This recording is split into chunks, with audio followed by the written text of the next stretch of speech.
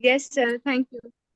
ठीक है, ये मैंने आपको कुछ एक दो पॉइंट्स बताए हैं, इसके अलावा हंड्रेड्स और 100 पॉइंट्स और भी हैं।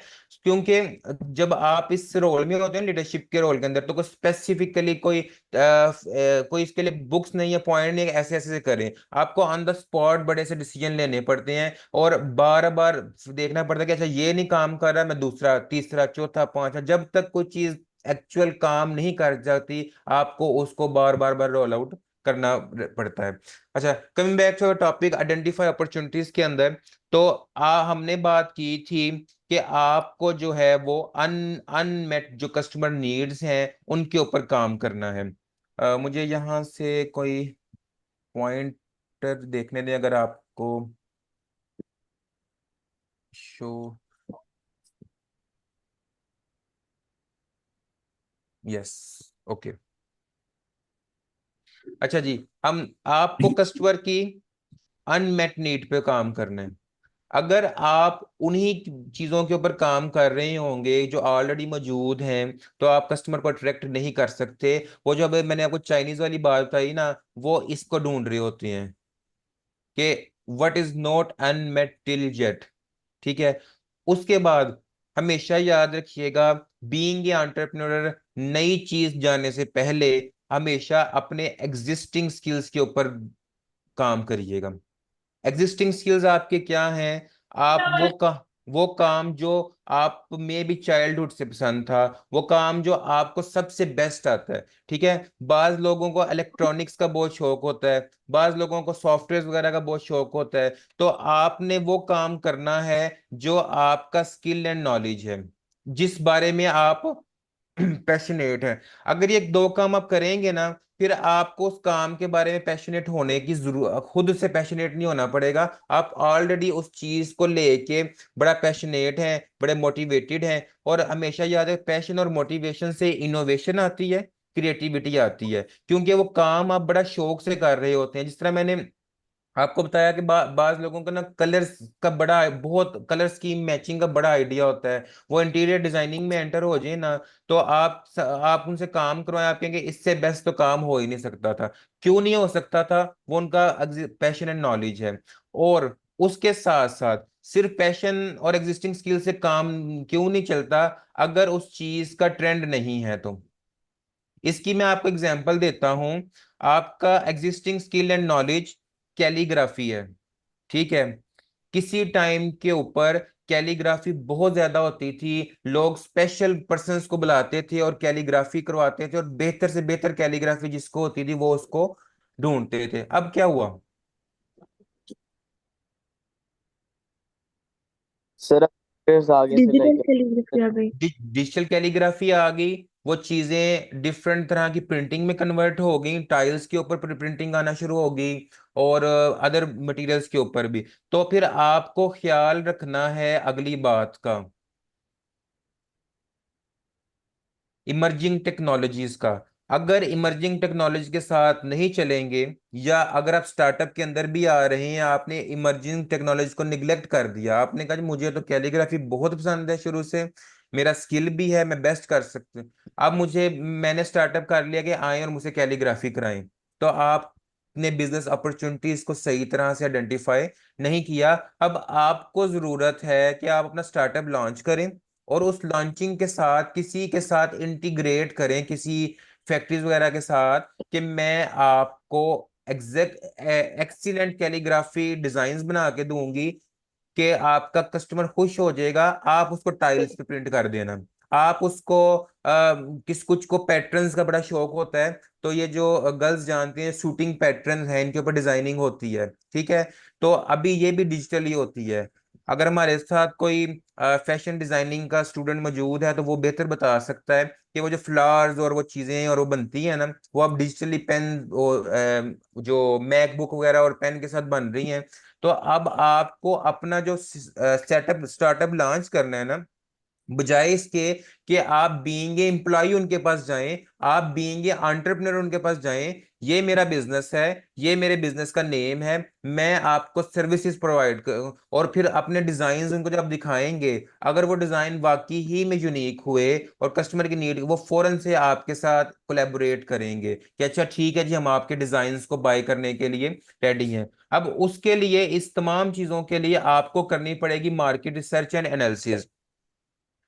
और मार्केट एंड रिसर्च एनालिसिस के लिए जरूरी है, बहुत बड़ी दुनिया है, आप हर कस्टमर की नीड को मैट नहीं कर सकते। आपको अपनी ऑडियंस को टारगेट करना पड़ेगा कि आप किन ऑडियंस के साथ काम करना चाह रहे हैं। अगर हम मोबाइल्स की बात करें तो मोबाइल में इस टाइम दो बड़ी कैटेगरीज हैं, एंड्रॉयड और आपका जो दूसरा है, हमें स्किप हो गया माइंड से, आईफोन का क्या है ओएस? एप्पल। iOS।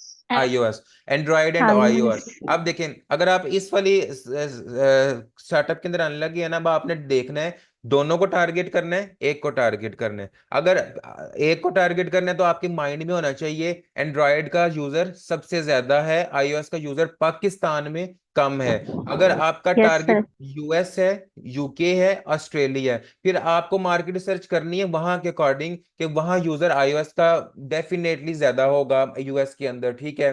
फिर आपकी प्रोडक्ट उसके अकॉर्डिंग होगी। अगर हम एग्जांपल ले लेते हैं कि हम एक सॉफ्टवेयर डेवलप करने लगे हैं, ठीक है। वो सॉफ्टवेयर क्या करता है, वो डिजाइनिंग करता है, उस पर आप डिजाइन बना सकते हैं, लाइक कैनवा। कैनवा एक डिजाइनिंग सॉफ्टवेयर, अगर कोई नहीं जानता तो। अब जब जिन्होंने कैनवा बनाया था, उनकी टारगेट ऑडियंस कौन थी?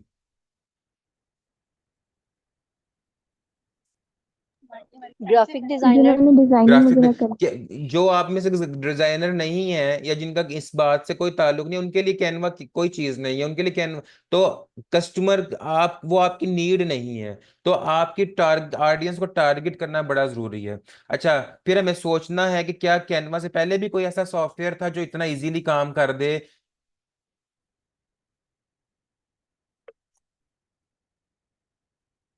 कैनवा के ऑपोजिट एक सॉफ्टवेयर है जो कैनवा से पुराना था, कैनवा से ज्यादा प्रोफेशनल है, और प्रोफेशनल वही यूज करते हैं, एलुस्ट्रेटर। मे भी कुछ, अगर किसी एग्जांपल्स में कोई इशू है तो मुझे बता दीजिएगा, क्योंकि कुछ चीजें स्पेसिफिकली होती हैं। बहरहाल एलुस्ट्रेटर एक डिफरेंट सॉफ्टवेयर है, वो हर कोई ऑपरेट नहीं कर सकता। अगर मैं कोई डिजाइन छोटा सा बनाना चाहूँ तो मुझसे एलुस्ट्रेटर ऑपरेट नहीं होगा, वो टफ है, वो प्रोफेशनल्स के लिए है। तो कैनवा ने डिजाइनिंग वाले पर्सन्स को टारगेट किया, लेकिन उन्होंने मजीद कैटेगराइज किया उसको उन लोगों के अंदर जो छोटे मोटे डिजाइन बनाना चाहते हैं, लेकिन वो प्रोफेशनल और एक्सपर्ट नहीं है, उन्होंने उनको टारगेट किया, और वो अपने टारगेट में कामयाब भी हुए। उन्होंने फिर अभी बहुत से लोग हैं कैनवा वो यूज कर रहे हैं पोस्टर्स मेकिंग के लिए। इवन के जो आपके सोशल मीडिया बिजनेसेस हैं, वो बहुत सारे कैनवा यूज करते हैं। और कैनवा बेसिक यूज फ्री है, लेकिन अब उन्होंने आपको दिया फ्री यूज के लिए, उन्होंने कहा अच्छा आपने इसको दो चार डिजाइन बना के देखे, कुछ फीचर उन्होंने उसके प्राइसिंग के ऊपर रख दिए। अब इमेजिन करें कि आप अपना एक ऑनलाइन स्टोर चला रहे हैं, आपने अपनी प्रोडक्ट को पोस्ट करना है, उसका बैकग्राउंड रिमूव करके और उसके पीछे बैकग्राउंड लगा देना कोई बहुत अच्छा सा। कैनवा ने कहा कि ठीक है, आप बना लें, लेकिन बैकग्राउंड रिमूव करना है तो मुझे पे करें। अब आपने ऑनलाइन स्टोर चलाना है, आपको पे करना पड़ेगा, चाहे वो 500 पे करें चाहे 5000 पे करें, प्राइसिंग नॉमिनल होगी। तो इस सारी बात से क्या समझ आया कि उन्होंने बिजनेस अपॉर्चुनिटी को आइडेंटिफाई किया, आपने ऑडियंस को टारगेट एनालिसिस करके टारगेट किया, वो फिर उनको अट्रैक्ट किया कि इसमें काम करना बहुत आसान है। अब आपको अपनी वेबसाइट पे पोस्टिंग के लिए, पिक्चर्स के लिए आपको डिजाइनर हायर करने की जरूरत नहीं है, उनको बहुत बहुत ज्यादा पे करने की जरूरत नहीं है, अपना डिजाइन खुद बना लें, या हम आपको बने बनाए डिजाइन दे देते हैं, पेड हैं, इनके अंदर सेटिंग वगैरह करें, अपनी पोस्ट कर दें। तो इन तमाम की तमाम चीजों से उन्होंने अपनी मार्केट रिसर्च के साथ अपनी ग्रोथ को प्रोजेक्ट भी किया कि हम इतने कस्टमर्स को अट्रैक्ट कर सकते हैं। जब आपने अपना बिजनेस आइडिया डेवलप कर लिया,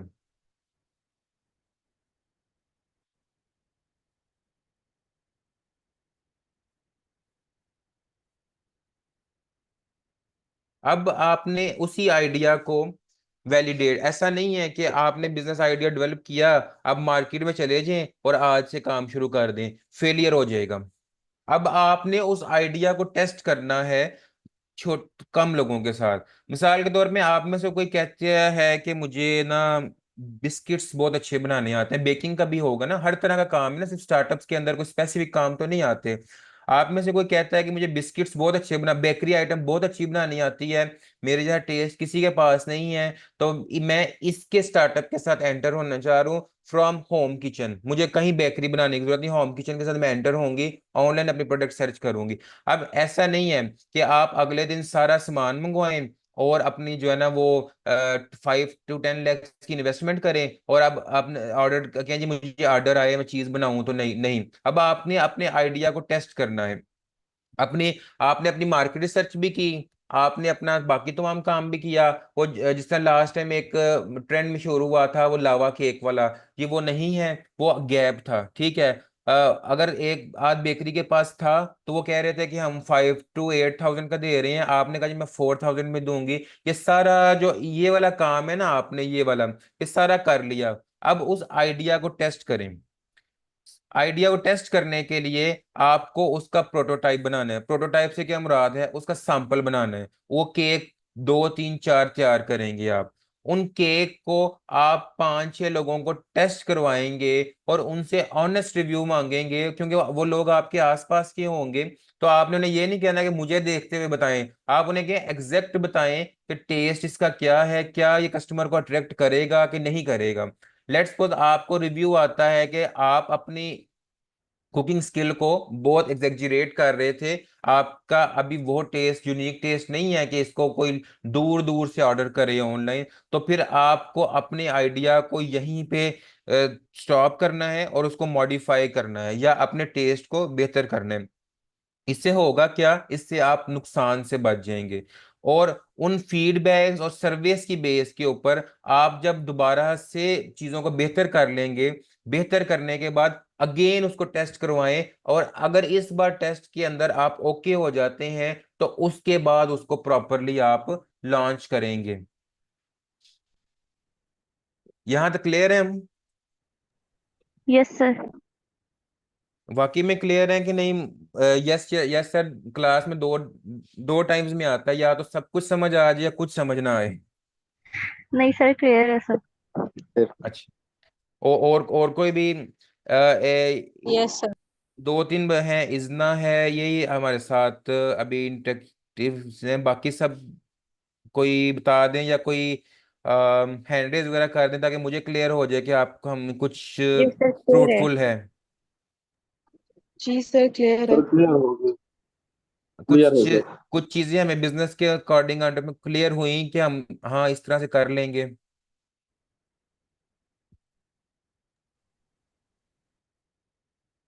जी ये हमारे पास नीचे से उमर है, उम्मे लैला, तैयबा, सुलेमान, ये बच्चे भी हैं। कुछ आई थिंक सो और भी हैं। आपको आपकी जो क्यूरीज थी उनके हवाले से कुछ क्लियरेंस मिल रही है इन तमाम बातों से कि नहीं?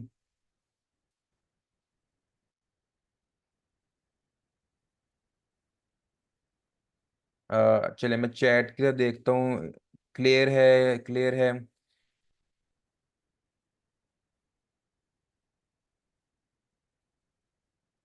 अच्छा, इसमें ना एक दो क्वेश्चन आए हैं कि हम यूनिकनेस के हवाले से, मैं इन कमेंट्स को पढ़ के ना आपको, हमारे साथ कोई मॉडरेटर जो है वो काइंडली अगर ये कुछ नोट कर लें